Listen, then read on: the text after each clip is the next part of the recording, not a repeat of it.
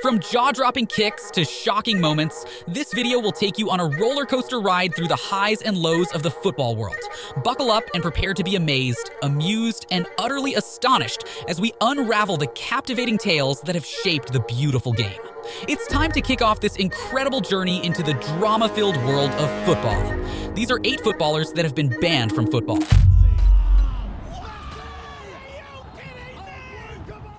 Let's start it off with the controversial man himself, Luis Suarez. He just can't catch a break, can he? I mean, first there's this whole Patrice Evra debacle. The dude refused to shake Evra's hand, claiming it's all just some beef that had nothing to do with racism. Classic Luis, always finding himself in the middle of a storm. But seriously, couldn't he have just let it slide and avoided dragging Liverpool FC's name through the mud? Sure, he's got skills on the field, but off the pitch?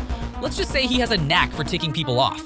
He not only got an 8-game ban for the Evra incident, but also served a 7-game timeout for taking a little nibble out of someone while playing for Ajax. I guess Suarez has a thing for sinking his teeth into controversy. Let's hope this ban serves as a lesson for him. Maybe he'll think twice before getting into another mess. Or who knows, maybe he'll find a new hobby, like anger management classes or joining a biting anonymous group. One thing's for sure though, Suarez definitely knows how to keep us entertained with his antics on and off the field. Talking about entertainment, the legendary Eric Cantona was not just a king on the pitch, but also the undisputed champion of controversy. I mean, sure, he was known as the king for his incredible skills, but he had a knack for making headlines off the field too. Let's talk about his most infamous moment, that kung fu kick on a Crystal Palace fan. Talk about high kicks and punches. It earned him an 8-month ban and almost landed him behind bars. And get this, he once punched his own goalkeeper too. Cantona sure knew how to keep things lively. It was practically a blockbuster movie. Cantona's actions were so controversial that he was initially sentenced to 2 weeks in jail. Eventually, it got reduced to 120 hours of community service, but still not your average day job, right? And here's the kicker, pun intended. Rumor has it, the fan he assaulted had racially abused him. Not the wisest move, mate. But hey, at least it gave us some deep wisdom. Don't mess with Cantona. Another player you wouldn't want to mess with is Pepe, the footballer who seems to have a PhD in stirring up trouble. I mean, this guy is like a walking controversy machine. Remember that time in 2009 when he just lost it on Javier Casquero? Casually gives the guy a little push, and bam, Pepe's inner Hulk emerges. He didn't stop at a push, oh no. He kicked Casquero twice, punched another player, and even threw in some insults at an official for good measure. Result? A cool 10-game ban. Talk about a timeout, right? But guess what? Pepe didn't learn his lesson. Nope, not one bit. Fast forward to recently, and he decides it's a good idea to stamp on Lionel Messi's hand. I mean, come on, Pepe, that's messy. Even Madrid-based papers are shaking their heads at this guy. No wonder Barcelona fans can't stand him. Pepe isn't exactly helping Real Madrid in their battle against their arch-nemesis. It's almost like he's trying to keep the rivalry alive single-handedly. When speaking about legends like Pepe, a known name always comes up. Diego Maradona, the man, the myth, the legend. This guy wasn't just a footballer, he was practically a magician on the field. I mean, watching him play was like witnessing a wizard with a ball at his feet. But hey, he wasn't just famous for his skills. Controversy seemed to follow him around like a shadow. In the later chapters of his career, Maradona had a serious battle with drugs.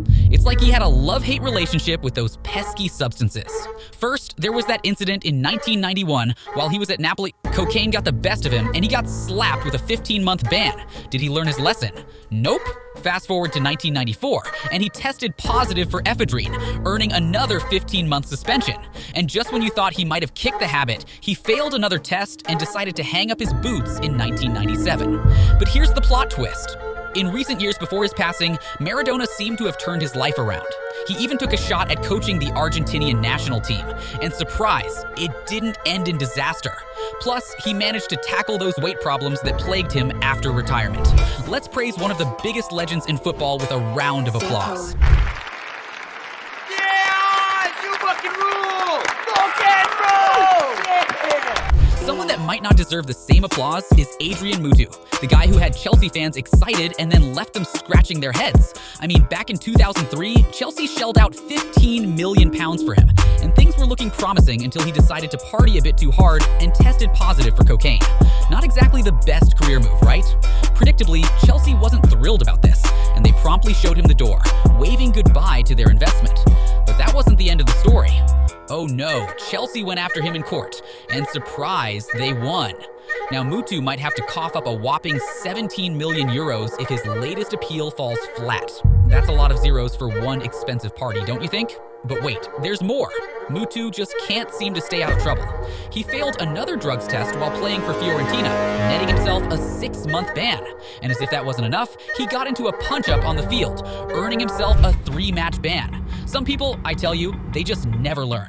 Someone that didn't even bother trying to learn was Roy Keane, the man who redefined the term tough tackler. You remember that infamous tackle on Alf Inge Haaland in 2001, Haaland's father? Yeah, it's the stuff of legend, and not the good kind. Back then, it earned him a standard 3-match ban, just par for the course in football. But hold on, the plot thickens. Keane, never one to hold back, spilled the beans in his autobiography like it was a tell-all confession. I'd waited long enough. I hit him hard. The ball was there, I think, he boldly admitted. Well, the FA didn't take kindly to this newfound honesty. They slapped him with a jaw-dropping £150,000 fine and tacked on an extra 5-game ban for good measure. Ouch, that's gotta hurt the wallet. Keane's career? Let's just say it was a roller coaster of success and controversy. Who could forget his epic fallout with Mick McCarthy right before the 2002 World Cup? It was practically front-page news. And as for those red cards, well, let's just say Keane had a knack for collecting them like they were trading cards. The man sure knew how to keep things interesting, both on and off the pitch. When talking about interesting people you can't skip, Rene Hig, the Colombian goalkeeper who brought us the scorpion kick and a whirlwind of controversy. I mean, talk about a guy who knew how to keep things interesting on and off the field. First off, let's talk about that scorpion kick, a move that defied logic and became legendary. Higuita's eccentric style of play was a breath of fresh air, and fans couldn't get enough of his unconventional moves. But wait, there's more. In 1993, Higuita found himself in a real-life drama when he got involved in a kidnapping. He played the unlikely hero, delivering the ransom and ensuring the victim's safe return. However, he made the mistake of accepting money for his involvement, landing him behind bars for 7 months. I guess in Colombia, you can't profit from kidnappings, even if you're trying to do the right thing. And then, in 2004, he tested positive for cocaine, not exactly the best career choice.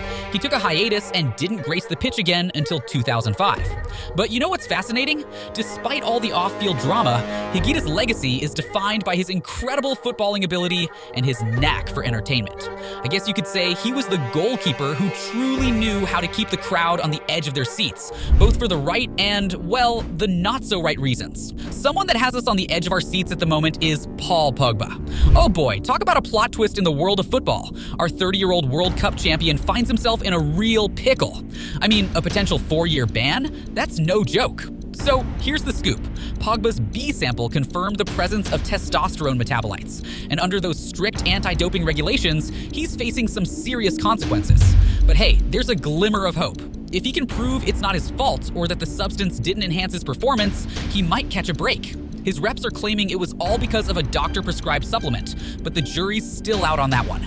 To add to the drama, Juventus suspended his salary, and Italy's National Anti-Doping Tribunal is counting down the days. He's got a week to defend himself. And if that wasn't enough, there's even a criminal investigation underway in Italy. Poor Pogba. It seems his positive test couldn't have come at a worse time, especially with injuries and surgery thrown into the mix. It's like something out of a football-themed thriller. Will he clear his name, or is this the end of the road for the talented midfielder? Only time will tell. And there you have it, folks. Thanks for joining us on this wild ride through football's highs and lows. We hope you've enjoyed the journey. Remember, the beautiful game never fails to surprise. Until next time, keep cheering, keep watching, and keep the passion alive. See you on the pitch. Want to see more videos like this? Maybe one where we show you the 10 craziest things you didn't know about Neymar. Click the video to watch it. You won't regret it.